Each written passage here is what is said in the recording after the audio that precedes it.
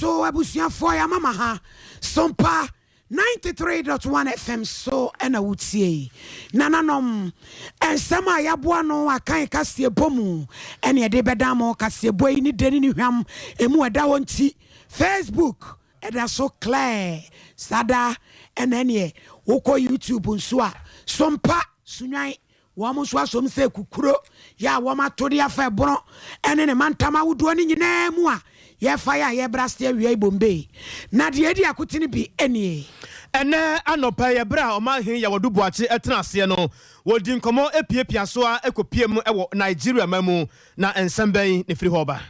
asemu aba be todwa se etuturafo ya wo mu bubo piepia no wo mai ya ye credo se wo mo bai no mo de besi ani Dr. Aduchum enetese Dr. Alhaj Mahmoud Baumia otuche edemano Vice President Kuroya Yakasa Santimantemu di Asabo from Technical Vocational Institute Edamuntumum Wobesi Efri Nansane ene abomo kasea ya kyerese wudu ani kyeremu ewo boadia ya kyerese mo hu se owura bi da ho a wonka ate asefo ho na wiai bibia si akyere bekọ akotedi asie Yes ya ban